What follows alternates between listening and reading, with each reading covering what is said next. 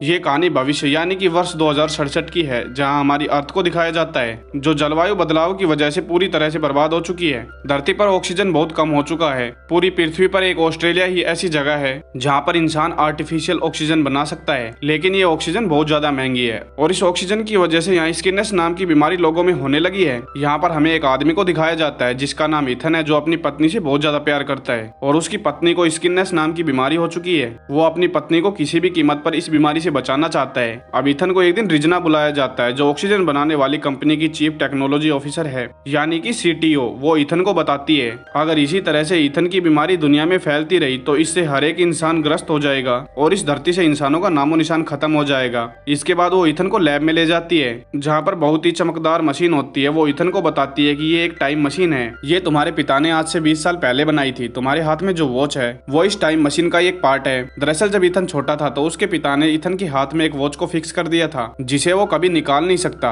और ये मशीन चलाने के लिए इन्हें इस पार्ट की जरूरत है। इसके बाद इथन को बताया जाता है कि तुम्हें 400 साल आगे भविष्य से एक मैसेज मिला है, जिसमें भविष्य के लोगों ने इथन को 400 साल आगे भेजने के लिए कहा है। उन्होंने बताया कि यहाँ पर पहले जैसा सब कुछ हो गया है, यानी कि वहाँ पेड़ पौधे, ऑक्सीजन सब कुछ है और अगर इथन वहाँ पर जाता है तो वो पता लगा सकता है कि किस तरह पेड़ पौधे और ऑक्सीजन को इस वक्त यानी 2067 में दोबारा बनाया जा सकता है। हालांकि इथन को इनकी बातों पर यकीन तो नहीं है, पर वो किसी भी कीमत पर वहाँ पर नहीं जाना चाहता, क्योंकि वो अपनी पत्नी से बहुत ज्यादा प्यार करता है जो बीमार है, इसलिए वो वहाँ से चला जाता है। इथन के साथ उसका जूड नाम का दोस्त भी होता है। वो इथन से कहता है कि तुम्हें भविष्य में जाना चाहिए, अगर तुम वहाँ गए तो तुम पूरी दुनिया को बचा सकते हो, साथ ही तुम अपनी पत्नी को ठीक कर सकते हो। दरअसल इथन वो नहीं करना चाहता था जो उसके पिता ने किया था। इथन के पिता ने अपने काम के लिए इथन की माँ को अकेला छोड़ दिया था और अब इथन किसी भी वजह के लिए अपनी पत्नी को अकेला नहीं छोड़ सकता, इसलिए वह घर वापस आ जाता है और अपनी पत्नी को सारी बातें बताता है। हालांकि इथन की पत्नी नहीं चाहती कि वो वहाँ से जाए, पर वो उसे जाने के लिए बोलती है, क्योंकि वो जानती है कि इथन वहाँ गया और कामयाब हुआ तो वो पूरी दुनिया को बचा सकता है। वो इथन से कहती है कि तुम्हें जाना चाहिए। अगली सुबह इथन रेजिना के पास वापस जाता है और कहता है कि मैं भविष्य में जाने के लिए तैयार हूँ। रेजिना यह सुनकर बहुत ज्यादा खुश हो जाती है और इथन को भविष्य में भेजने के लिए तैयारी करने लगते हैं। वो इथन को एक खास सूट पहनाते हैं और साथ ही एक ड्राइव भी देते हैं, जिसमें इथन भविष्य में जाने के बाद भी इस समय से कनेक्टेड रहेगा। लेकिन यहाँ पर सब लोग परेशान भी होते हैं,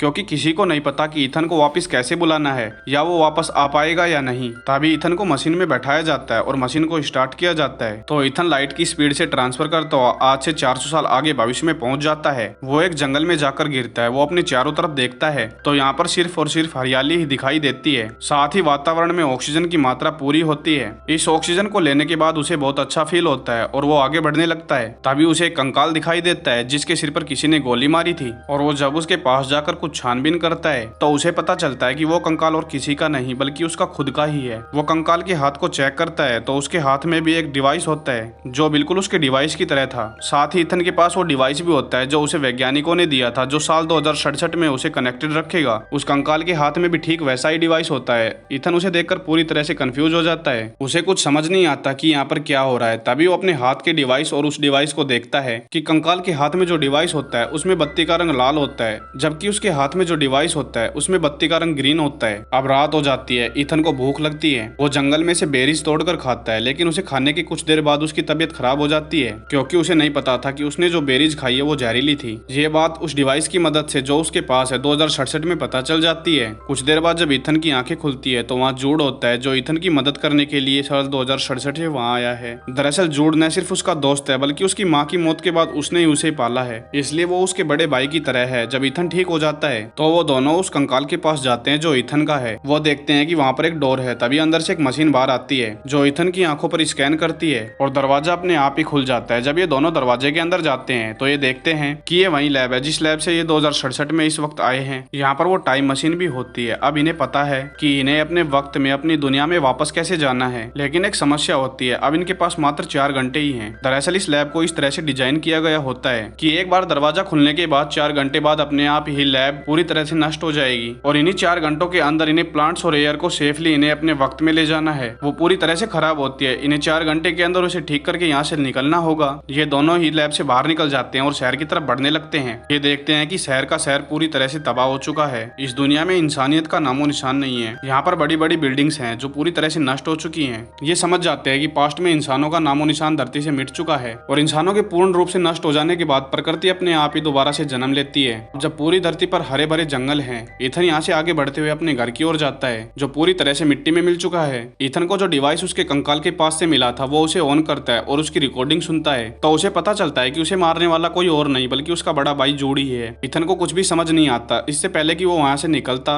वहां पर जूड भी आ जाता है। जूड उसके सिर के सामने गन तना देता है। इससे पहले कि वो ईथन को मार दे ईथन उसे कन्वेंस करता है कि सिंपली ले जाने वाली मशीन को वो ठीक कर देगा। जूड उसकी बात को मान लेता है और ये दोनों वापस से लैब में आ जाते हैं। ये टाइम ट्रैवलिंग मशीन को देखते हैं कि उसके पास अब 37 मिनट ही बचे हैं और अगर यह 37 मिनट में यहाँ से नहीं निकले तो यह पूरी तरह से ब्लास्ट हो जाएगा और लैब पूरी तरह से तबाह हो जाएगी। हालांकि जूड यहाँ से जाना चाहता है क्योंकि वो जानता है कि इतने समय में सैंपल ले जाने वाली मशीन को ठीक नहीं किया जा सकता। लेकिन वो इससे पहले कि यहाँ से निकलता ईथन उसे कमरे में बंद कर देता है और इसके बाद वो मशीन के सामने आता है। यहाँ पर एक रिकॉर्डेड मैसेज होता है तो उसके पिता की होलोजोबिया उसके सामने आती है जो उन्हें बताते हैं कि वो इंसानियत को बचाना चाहते थे इसलिए उन्होंने ये आविष्कार किया। लेकिन रेजिना जिसे ईथन ने यहाँ पर भेजा है वो अपने फायदे के लिए इस मशीन का उपयोग करना चाहती थी जो बात में जानता था। इसलिए उस डिवाइस को तुम्हारे हाथ में लगा के हमेशा के लिए तुम्हारे डीएनए के साथ मिलाकर फिक्स कर दिया ताकि इस मशीन का तुम्हारे अलावा और कोई इस्तेमाल नहीं कर पाए। और जब रेजिना को यह बात पता लगती है तो उसने जूड को अपने साथ मिला लिया। इसके बाद उसने मुझे गोली मार दी। यहाँ पर ईथन को बहुत दुख होता है क्योंकि आज तक वो अपने पिता को गलत समझता रहा जबकि उसके पिता तो पूरी दुनिया को बचाना चाहते थे और वो अपने पिता को हमेशा इसलिए गलत समझता था क्योंकि जूड हमेशा उसके पिता के बारे में नेगेटिव बातें बताता था। पर अब उसे सच्चाई पता चल चुकी है कि असल में उसके पिता एक हीरो थे और वो फैसला कर लेता है कि वो मशीन को डिस्ट्रॉय कर देगा ताकि रेजिना इस मशीन का गलत इस्तेमाल न कर सके। पर इससे पहले कि वो कुछ ऐसा करता जूड वहां जाता है और उस पर हमला करता है लेकिन ईथन उससे लड़ने से मना कर देता है। यह देखकर जूड के मन में गिल्ट आ जाता है क्योंकि बचपन से ही उसने ईथन को पाला है। भले ही उसके मकसद गलत क्यों ना हो परंतु कहीं ना कहीं उसके दिल में ईथन के लिए प्यार भी था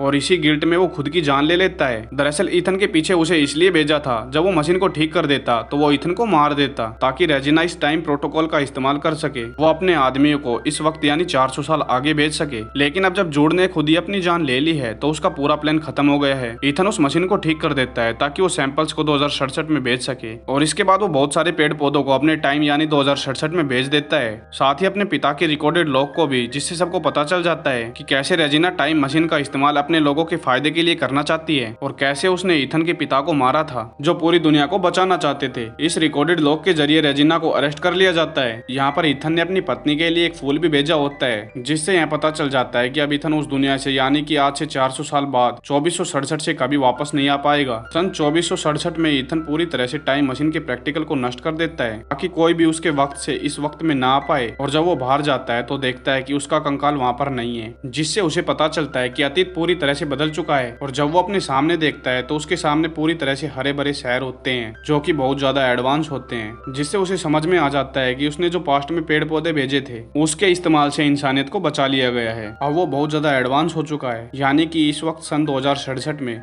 ईथन अकेला नहीं है, उसके साथ बहुत सारे लोग हैं जो कि बहुत एडवांस हैं। लेकिन ईथन इनमें से किसी को भी नहीं जानता क्योंकि वो वर्ष 2067 से आया है और ये वर्ष 2467 है।